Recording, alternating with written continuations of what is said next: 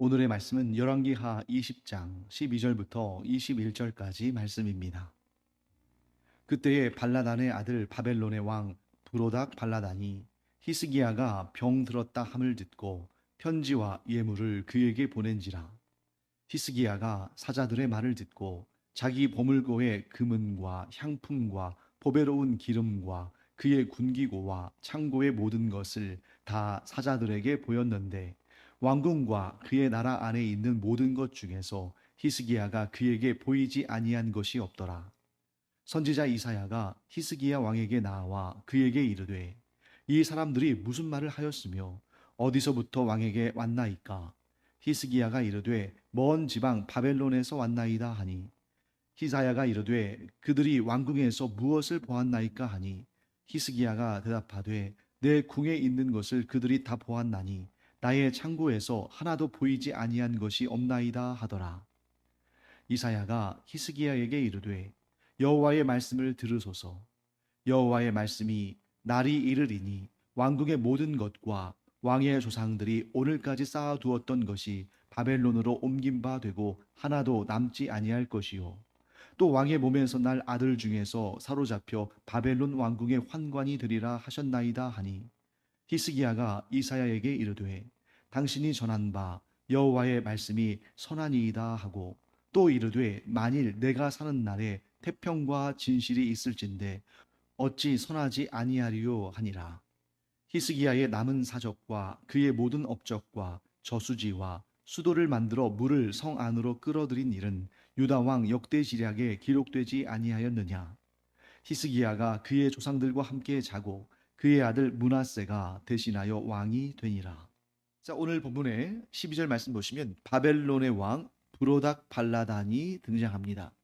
여러분, 이 열왕기서에 나오는 역사는 다른 곳에서도 또 언급이 되고 또 기록이 돼 있죠. 어떤 책입니까?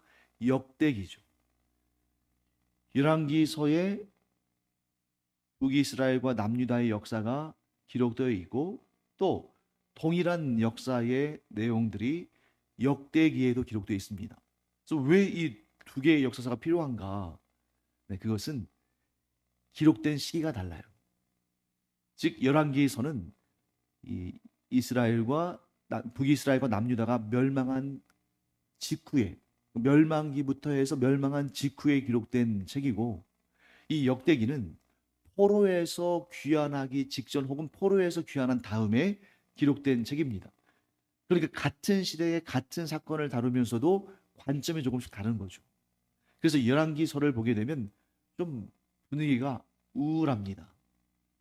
또 고통스럽고 괴롭죠. 왜 그러냐면 나라의 멸망, 이 민족의 멸망, 언약 백성들이 멸망한 이유가 그들이 하나님을 떠나 우상을 섬기고 하나님 앞에 범죄했기 때문이다 하는 것을 정확하게 진단하고 그 내용을 밝히고 있기 때문에 이 열왕기서의 내용은 그들의 죄에 대해서 아주 과감없이 나타내는 그러한 좀 뼈아픈 역사의 내용들이 담겨 있는 거죠. 반면에 역대기는 포로에서 귀환하는 그러한 역사적인 그 해방의 사건과 관련되어 있기 때문에 분위기가 상대적으로 더 밝고 소망이 있는 그러한 해석들을 담고 있습니다. 자, 그런데 이제 이 특별히 이 히스기야와 관련된 역사는 열왕기서에 기록되고 역대기서에 기록됐는데 한 군데 더 기록되어 있어요. 그게 어디냐면 바로 이사야입니다. 우리가 잘 알고 있는 이사야 선지자. 자, 가장 유명한 선지자 둘을 꼽으라면 물론 능력과 막 권세와 기적과 이런 내용으로 따진다면 엘리야와 엘리사를 꼽겠습니다만 그런데 성경에서 가장 많은 분량 여러분 성경에서 가장 많은 장수가 어떤 성경인지 혹시 여러분들 아십니까? 성경에서 가장 많은 장수 예를 들면 창세기 같은 경우는 50장이잖아요. 그런데 가장 많은 장수는 이사야입니다. 이사야는 무려 66장이에요. 물론 시편을 빼고요. 시편은 연결된 그런 내용이 아니라 각각 독립된 시들이니까요.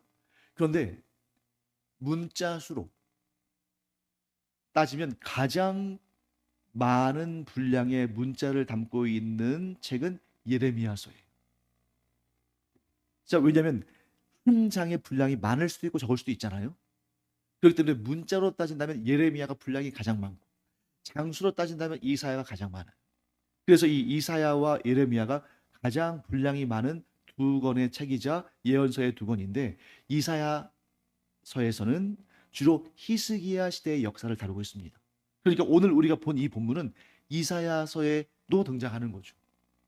그리고 예레미야서에는 어떤 역사가 담겨 있겠습니까? 우리가 잘 알고 있는 여호야긴, 요시아부터 시작해서 요시야, 여호야긴, 또 여호야김, 여호야긴, 그리고 이제 맨 마지막 왕인 시드기야, 이런 역사가 또 거기 담겨 있죠. 그렇기 때문에 이런 풍성한 여러 기록들이 있기 때문에 그런 내용들을 교차적으로 보면서 이쪽에서도 좀 빠진 내용을 다른 쪽에서 보충할 수 있고, 이렇게 볼 수가 있는 것이죠.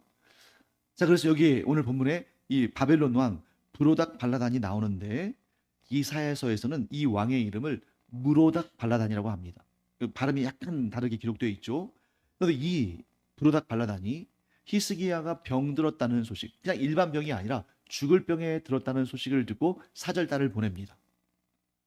그런데 이 사절단이 예루살렘에 도착하기도 전에 히스기야는 하나님께 치유하심을 받아서 병고침을 얻었고 생명도 15년이나 연장을 받았죠. 자, 그렇기 때문에 만일 아직 히스기야가 병고침을 받지 못한 상태였다면 이 브로닥 발라단이 보낸 이 바벨론의 사절단을 맞이할 때에 오늘 같은 내용으로 반응하진 않았을 거예요. 그런데 이 히스기야가 하나님께로부터 병고침을 받았을 뿐만 아니라, 죽을 병으로부터 고침을 받았을 뿐만 아니라 생명을 15년이나 연장받았으니까 얼마나 기분이 좋겠습니까? 세상을 다 얻은 것처럼 보였겠죠. 거기다가 바벨론에서부터 자기를 병문안하기 위해서 온 사절단이 왔다는 소식을 듣고 서로 기뻐하지 않았겠습니까? 왜냐하면 바벨론에서 방문한 그 사절단은 이 왕이 지금 건강을 회복했다 하는 얘기를 듣고 속은 안 그럴지 모르지만 겉으로는 얼마나 축하하고 얼마나 막 칭송하고 막 그랬겠어요. 동시에 히스기야 입장에서는 이 바벨론은 이 당시에는 사실 좀 작은 나라였습니다. 아수르의 영향력 아래에 있는 그러한 소국이었어요.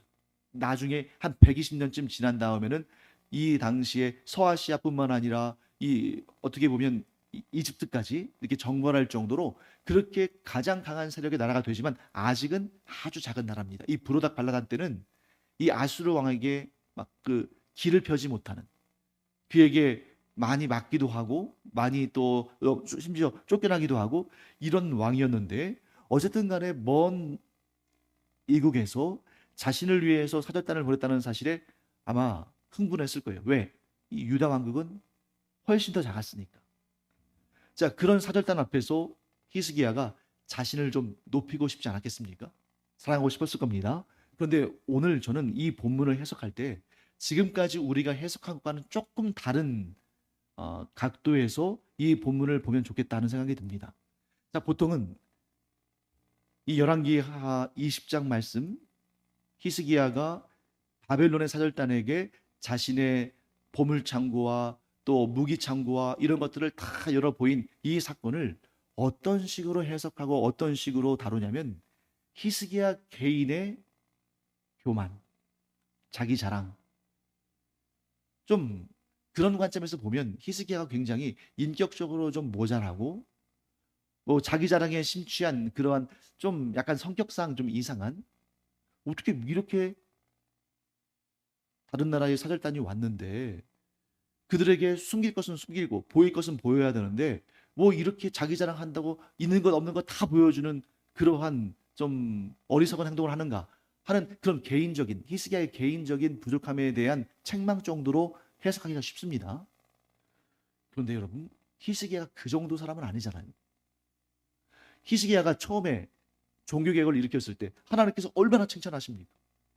히스기야가 자기의 아버지인 아하스 시대에 전국에 그냥 이렇게 많이 섬기던 그런 우상들을 다 부수고, 모세 시대의 그 광야에서 세웠던 그 놋뱀, 그것도 부수고 없애고, 왜? 사람들이 우상 숭배하니까. 산당들도 다 없애고, 이런 일들을 할 때 하나님께서 얼마나 히스기야 칭찬하셨어요. 근데 여러분, 그 히스기야가 그냥 자기 병 나았다고 기분이 막 좋고 먼 나라에서 자신을 위해서 사절단을 보냈다고 막 흥분하고 막 이게 좋아해가지고 그 자신 안에 있는 그 예루살렘 안에 있는 모든 보물들과 모든 무기들을 다 보여주고 그럴 정도로 사람이 지각이 없고 그렇게 가벼운 사람은 아니잖아요.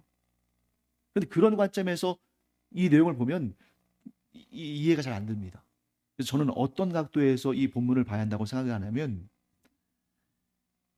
솔로몬과 같은 평가를 히스기야에게도 할 수 있다고 생각합니다. 여러분 솔로몬이 왜 말년에 우상을 섬기고 하나님 앞에 징벌을 받게 되죠? 그리고 솔로몬 당대에는 나라가 망하지 않았지만 그 다음 때에 나라가 둘로 갈리잖아요. 왜 그랬습니까? 처음에 의도는 아주 좋은 의도였어요. 어떤 의도였습니까? 이 이스라엘은 작은 나라니까 우리가 군사력으로나 경제력으로나 이런 것 가지고는 애굽이나 그 주변에 있는 큰 나라들을 상대할 수 없으니까 우리가 외교력을 길러야 된다. 그러면서 솔로몬이 전쟁하지 않고도 나라를 지킬 수 있는 방법을 생각해 내는데 나름대로는 사람이 낼 수 있는 최고의 지혜죠. 왜? 전쟁하지 않고 나라의 평화를 지키는 것이 가장 지혜로운 일이니까. 주변에 있는 이웃 나라들의 공주들을 데려다가 결혼을 합니다. 제일 먼저는 애굽 왕의 공주를 데려다가 결혼하니까 자, 그 당대의 세계에서 가장 강한 나라인 애굽의 공주와 결혼했으면 애굽 왕의 이제 사위가 됐는데 함부로 이 솔로몬을 공격할 수 없겠죠. 함부로 이스라엘을 공격할 수 없겠죠. 왜? 그 뒷배는 이집트가 있으니까. 그런데 여기에 맛을 들이다 보니까 어떻게 합니까? 주변 나라들, 여러 나라들의 공주들을 다 무분별하게 데려다가 아내를 삼아요. 그 나라들로부터도 도움을 얻고 나라가 평안을 얻기 위해서.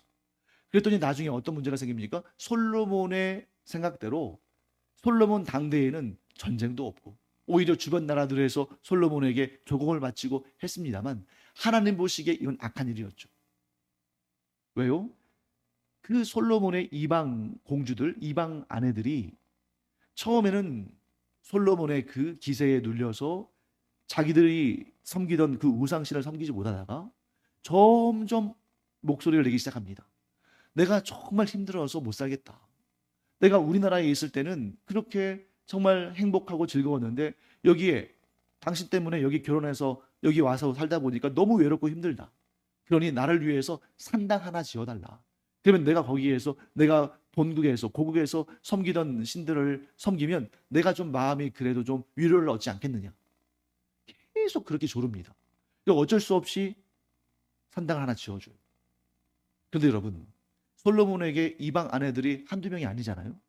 수십 명, 수백 명이 되니까 다 저마다 저 후궁에게는 산당을 지어줬는데 왜 나에게는 안 지어주느냐. 막 이러면서 계속 부탁하니까 막 곳곳에다 다 이제 그 산당을 짓습니다.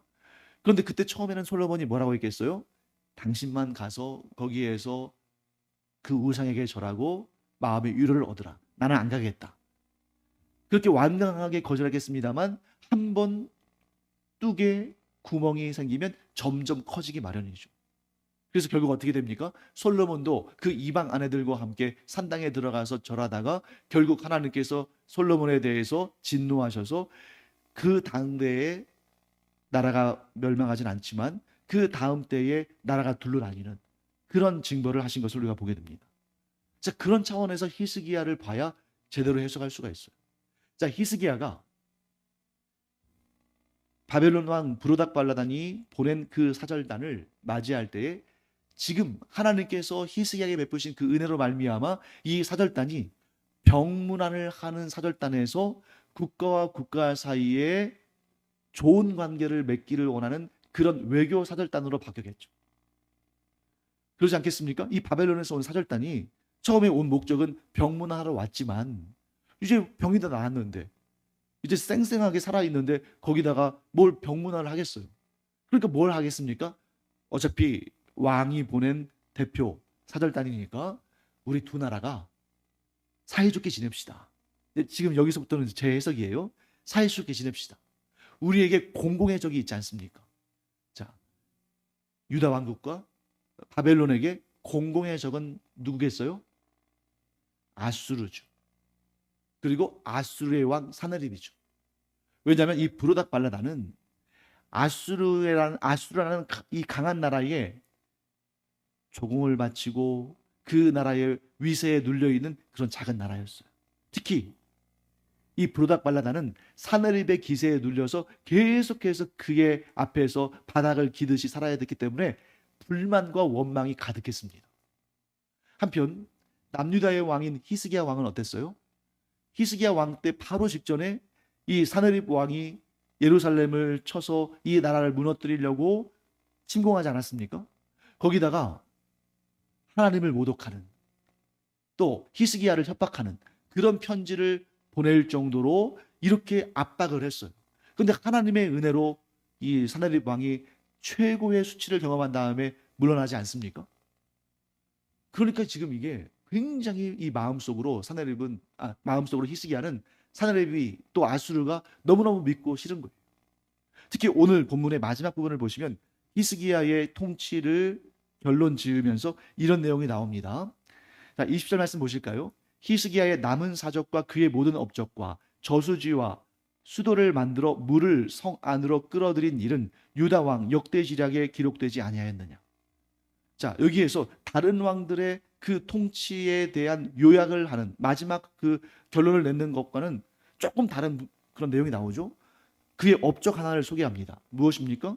저수지와 수도를 만들어 물을 성 안으로 끌어들였다. 여러분, 이 성경이 대단한 이유가 뭐냐면 성경에 나와 있는 그 역사적 사건들이 실제로 발견되지 않거나 다른 기록이 없어서 이것은 꾸며낸 이야기다, 신화다, 이거는 없는 얘기 만들어냈다, 그러한 그 좀 굉장히 성경의 권위를 깎아내리는 그런 그 안 좋은 말들이 많았거든요. 그런데 그 하나하나가 다 역사적으로 드러나고 증명되는 그런 모습들을 우리가 보지 않습니까? 실제로 고고학적 발굴을 통해서 히스기야 왕 때에 만든 이 저수지가, 수도가 발견이 됐어요. 그리고 거기에 비문도 있었습니다. 히스기야 왕 때에 만든 거라는 그런 내용이 기록된 거죠. 자, 이 사건이 뭐냐면 저수지와 수도를 만들었다는 것이 이 예루살렘의 동쪽에 기혼샘이 있습니다. 성 밖에. 그 기온샘은 계속해서 1년 내내 물이 나와요. 마르지 않습니다. 그리고 예루살렘 성 안에도 그 남서쪽에 우리가 잘 알고 있는 실로암 샘이 있어요. 성 안에서도 계속 물이 나옵니다. 근데 문제는 뭐냐면 히스기야 왕 때에 아수르의 사느립 왕이 예루살렘을 침공하잖아요. 그런데 이 예루살렘은 아주 견고한 성이기 때문에 그 안에서 버틸 수가 있습니다. 그런데 가장 큰 문제가 뭐겠습니까? 식량과 물이죠. 그 중에서도 밥은 뭐 한 달 정도 안 먹어도 살 수 있습니다만 물은 한 일주일만 마시지 않아도 사람들이 다 탈수로 죽지 않겠어요? 반면에 또 어떤 나라가 다른 나라를 공략할 때 이 먹고 마시는 것을 다 준비를 해야 되는데 그 식량과 물을 준비해야 되는데 식량은 마른 것을 들고 가면 뭐 몇 달이고 먹을 수 있지만 물은 그렇게 할 수 없잖아요. 그러니까 물은 현지에서 조달해야 됩니다. 그런데 이 히스기야가 보니까 이 아수르의 거대한 군대가 예루살렘을 에워쌌을 때 그들에게 물이 공급되면 그들이 계속해서 진칠 수 있으니까 기온샘을 막고 덮어버려요. 몰래 나가서 그 기온샘의 물을 막고 덮어서 안 보이게 한 다음에 그걸 어떻게 합니까? 터널을 연결해서 성 안으로 들어오게 만듭니다. 그래서 이 성 밖에 있는 기온샘에서부터 터널을 파고 들어가고 또 성 안에 있는 실로암 샘에서부터 터널을 파고 들어가서 약간 S자 모양으로 이렇게 서로 양쪽에서 파고 들어간 다음에 가운데서 만나요. 고대의 이러한, 그것도 지금으로부터 2700년 전에 그러한 놀라운 토목 건축 사역을 했다는 것 자체가 대단한 일이죠. 이게 너무나 어려운 일이니까 현대도 아니고 과거에 그것도 한쪽에서 파고 들어가서 간 것이 아니라 빨리 하기 위해서 양쪽에서 파고 들어가서 중간에 만난다는 것은 오늘날의 건축 기법으로도 쉬운 일이 아니거든요. 그래서 이거는 사실 실제로 있는 것이 아닐 것이다 했는데 고고학적 발굴을 통해서 이 터널이 발견된 거죠. 그래서 예루살렘 성 안에 있는 사람들이 생명을 유지할 수 있었던 것입니다. 자, 이처럼 히스기야가 얼마나 지혜로운 왕이고 얼마나 전략적이고 얼마나 대단한 왕인지를 우리가 볼 수 있는 것입니다. 그런데 이게 독이 된 거죠. 바벨론의 정치적 상황과 남유다 왕국의 정치적 상황이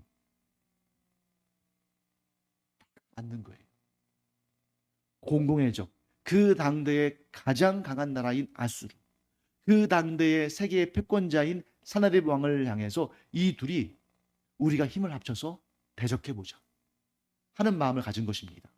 자, 그러니까 지금 히스기야 왕의 병문안을 왔던 사람들이 이제 정치적인 모략을 꾸미기 위해서 머리를 맞대는데, 그때 여러분, 자, 외교를 펼칠 때에 내 자신이 강하고 부유하고 뭔가 쓸모가 있는 나라, 쓸모가 있는 사람이라는 그러한 전제 조건이 있어야 협상에서 더 유리한 고지를 밟지 않겠습니까? 내가 약해요. 가난해요. 힘도 없어요.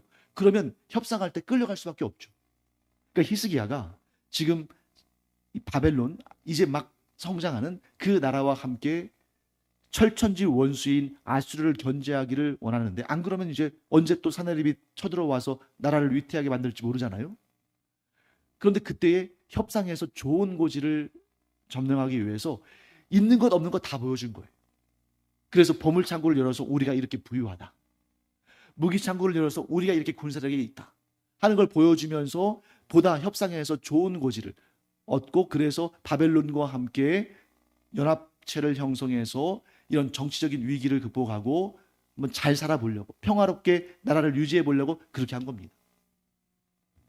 그 모습이 세상적으로 본다면 굉장히 지혜롭고 전략이 굉장히 훌륭하고 외교적으로도 굉장히 A 플러스를 줄 정도로 좋은 전략이지만, 그것은 다른 나라의 경우인 것이고, 하나님께서 세우신 언약 공동체인 이 하나님의 나라, 이 유다 왕국에서는 하나님 보실 때는 이건 최악의 결정인 거예요. 왜 그렇습니까?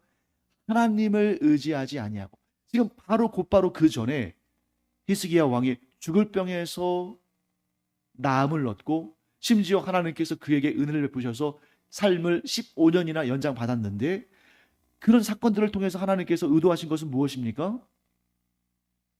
히스기야 왕과 이 언약 백성인 유다 왕국이 하나님만을 의지할 때에 아무리 강한 나라가, 아무리 강한 왕이 쳐들어와도 승리할 수 있고 평화를 지킬 수 있다 하는 그런 메시지를 주신 것인데, 너희를 구원하는 것은 너희의 힘도, 너희의 지혜도, 너희의 군사력도 아니라 오직 하나님만 의지하고 오직 하나님만 섬기는 것인데, 히스기야가 그 놀라운 기적을 경험하고 나서도 돌연듯 변해서 자기의 힘과 자기의 지혜와 자기가 가진 것과 또 이런 외교적인 전략과 이런 것을 통해서 구원을 얻고자 한 것입니다.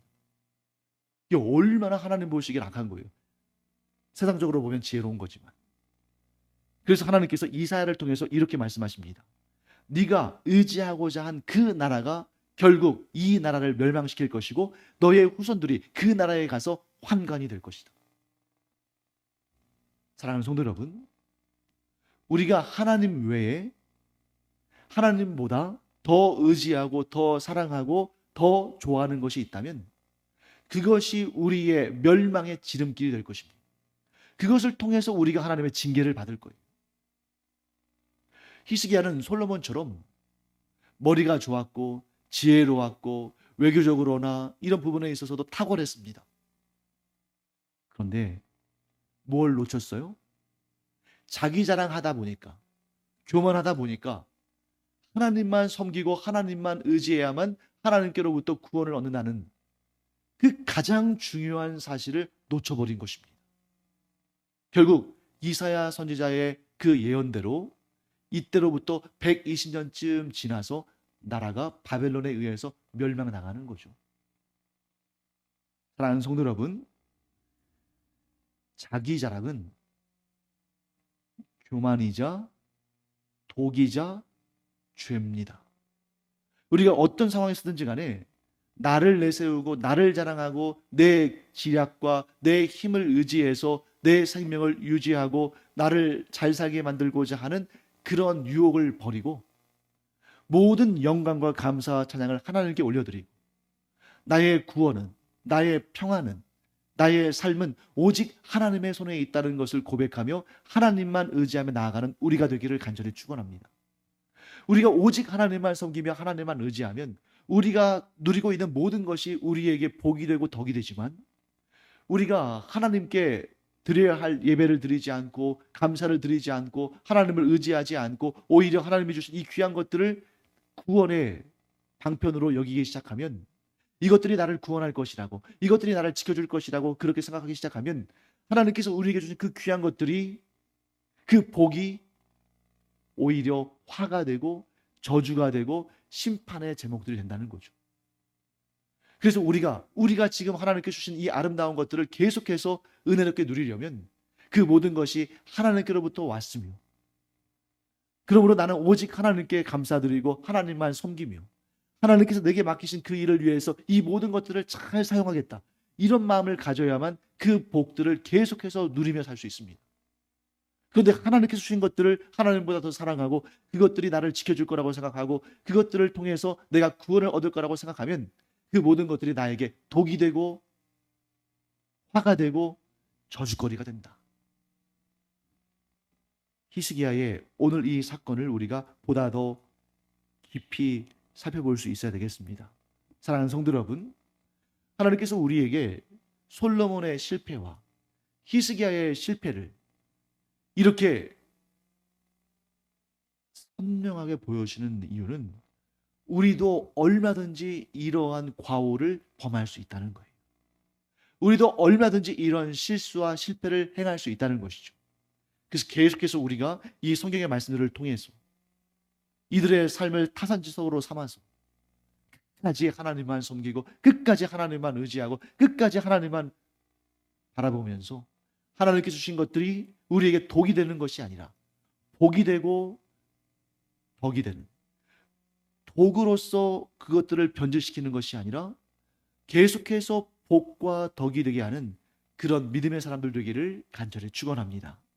기도하겠습니다. 하나님, 오늘 저희가 히스기야의 죄에 대해서 살펴보았습니다. 하나님을 자랑하지 아니하고 자기 자신을 자랑하고 하나님을 의지하지 아니하고 자신의 지략과 꾀를 의지할 때에 또 하나님께 주신 것들을 감사함으로 받지 아니하고 그것들을 내 힘의 원천으로 여기며 하나님보다 더 사랑할 때에 반드시 그것이 도리어 저희에게 독이 되고 화가 된다는 것을 기억하고 하나님보다 더 사랑하는 것이 없이 하나님보다 더 의지하는 것이 없이 오직 하나님을 섬기고 오직 하나님을 의지하며 살아가는 주님의 복된 자녀들 되게 하여 주시옵소서. 감사드리며 예수님의 이름으로 축복하며 기도합니다. 아멘.